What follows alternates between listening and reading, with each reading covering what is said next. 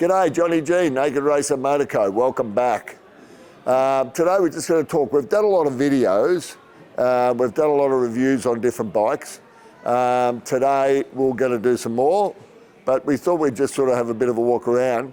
We've done a couple. We've got about 300 bikes at our facility, and we've done a lot of reviews, but we've got a lot to go. So if you want to walk down here, you can see we've got lots of bikes. There's the Japanese aisle. So we have a lot of American bikes, but we also have all the Jap bikes. So CB1100R, you'll see that we've done the RC30, we've done the RC45, we've done the H2R, we've done the ZXR. We haven't done the RZV500, and I don't think we've done the we've done the RE5. So we're getting through them, but there's also all sorts of weird things. Up here we've got a Hercules Wankel rotary, we've got a supercharged Norton Commando, all sorts of crazy stuff. So stay tuned and you'll get to see them all eventually. Today we've got another special bike.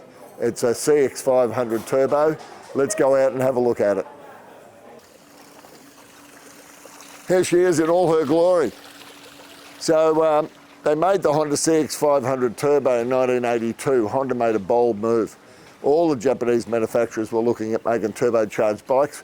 Kawasaki were the first to do it in 1978 with the Z1R TC. But they were really 1000cc Z1Rs that later on went to turbo pack and had turbos fitted. They were sold through the dealer network without a warranty because obviously, if you treated them wrong, the bike just detonated and blew up. They made 250 in the first batch, and then the very next year they made another 250. So there's 500 of those. That was the beginning of turbocharging on street bikes. But Honda had joined the fray in 1982. They were the first of the Japanese four to make a production-based turbocharged motorcycle. It's the CX500, but with a turbo. First time there was digital fuel injection on a bike, a CDI, they had anti-dive forks, they had ProLink rear suspension, absolutely out of this world at the time. So, they made some big inroads into that technology side of things, where the whole turbo was managed by the engine management system, the wastegates, all that sort of stuff.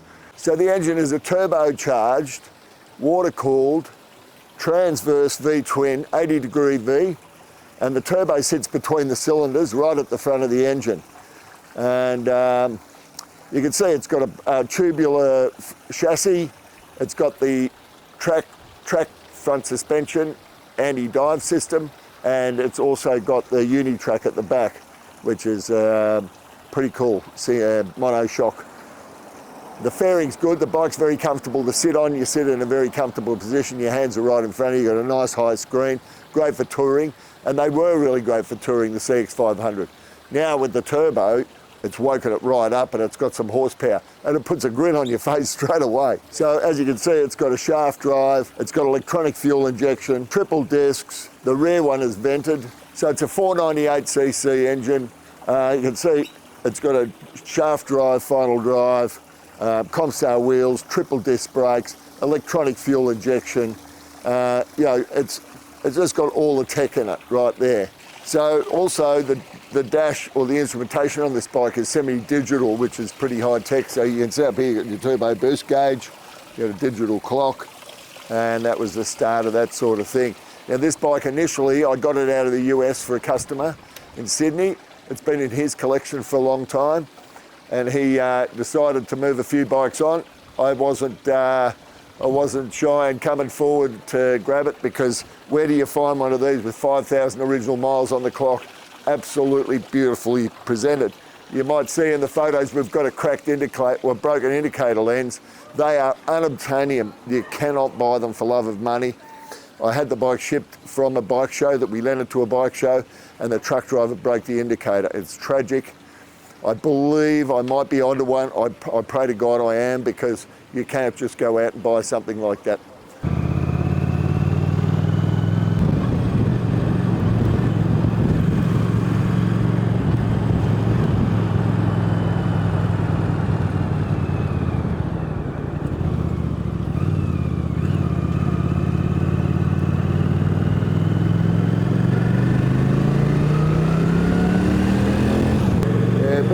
no lag there until you get it spooled. Once it's spooled, it's away.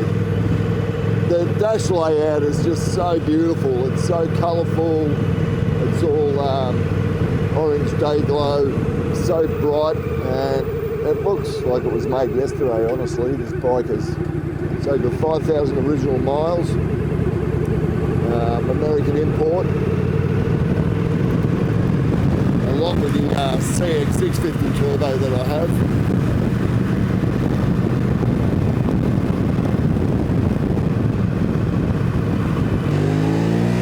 And away it goes. You can see how you're sitting. It's like you're sitting in a very relaxed position. You can ride all day. I'm a little bit tall for this bike, and my knees rub on this fairing here, which gives me the shits. All right, so boost. How good is this old bike? 1982, and it pulls your arms like that. You know, it's just a very lively, exciting bike to ride. It's not the 650, which has obviously got the 100 horsepower. This has only got, I think, 82.